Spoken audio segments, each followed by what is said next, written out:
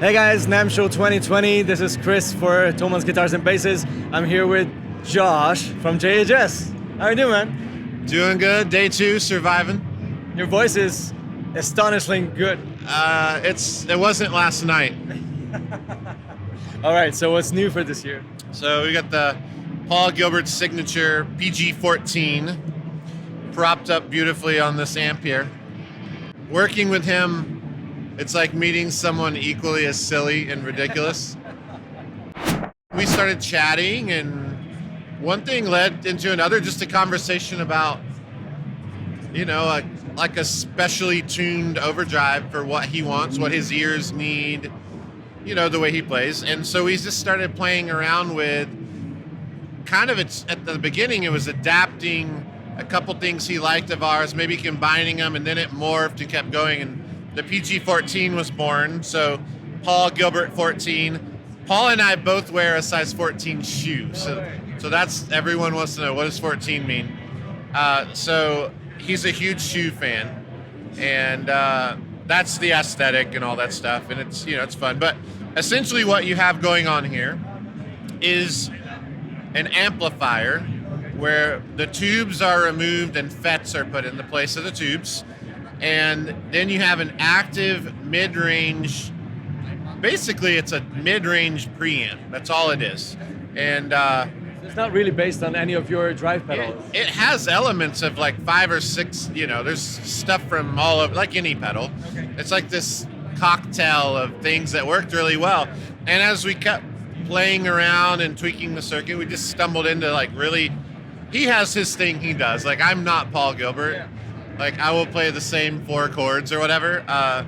But I love it for what it does. He uses it really different, but you have this ability. So you have volume, tone, which is a very normal thing. And then you have like this incredibly tunable mid frequency.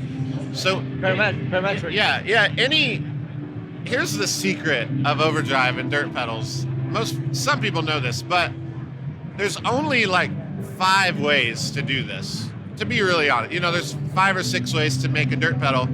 And what most people really get in their head about one thing being better than another, it's always mid-emphasis in most cases. Always in most cases makes no sense, but it's how the mids feel on a guitar. It's why the Tube Screamer is the best-selling drive of all time. It cuts through the mix.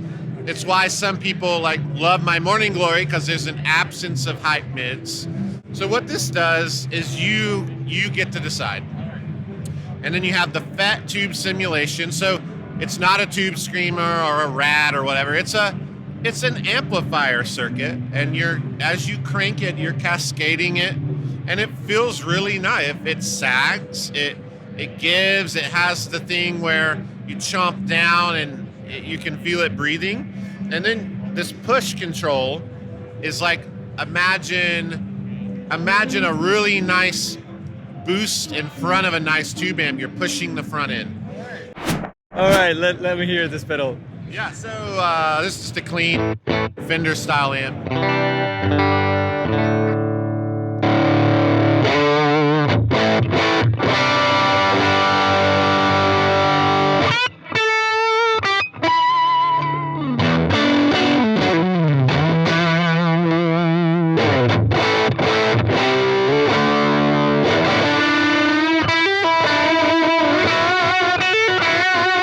So if I chug on this, and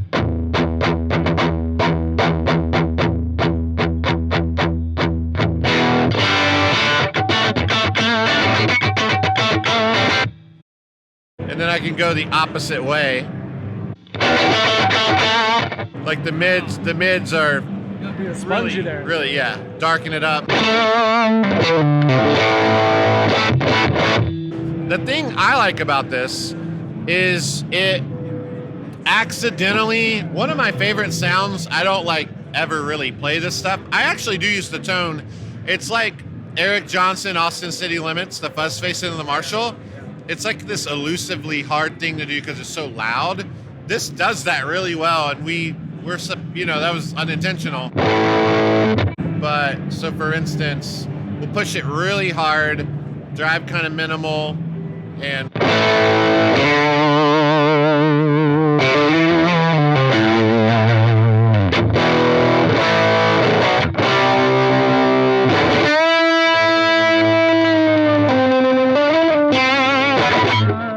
it's a really crazy good, dark, sustained kind of fuzz sound. Yeah, exactly. What I wanted to say is that it is not a fuzz, obviously, No, but not it at does all. have the nastiness of a fuzz. That's Yeah. what's really nice about it for me. Like, Yeah, first time. it will do the precise, like the surgical fuzz thing Yeah. really well. It won't do any like splattery wild stuff. Yeah. It is a distortion pedal, you know. It's I think it's just in the family of like those classic FET distortions. Right.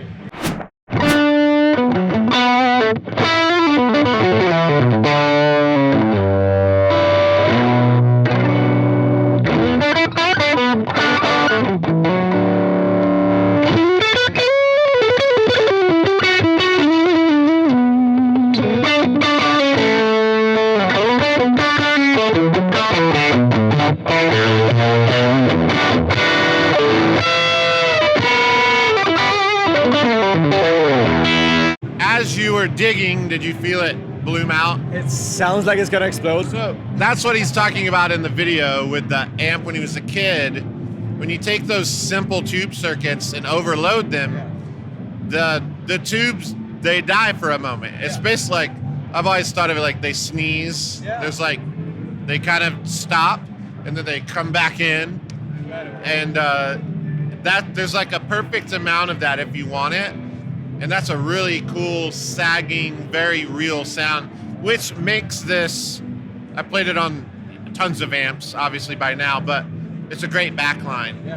And that's something with our artist pedals too, like Andy Timmons, that was the goal of that pedal, a good backline thing. And Paul's traveling and very similar situation. So you Different can, taste. yeah, put this on your Marshall or whatever they give you, your Fender amp at a gig, it'll work. You can tune it in and get the feeling of whatever you're wanting. Incredible, Josh. Yeah. Thank you very much. Yeah. Have an awesome NAMM show, and you guys take it easy. Follow the hashtag, this one, hashtag ToneM20, and subscribe to the channel. See you very soon. Cheers, guys. Awesome. Great.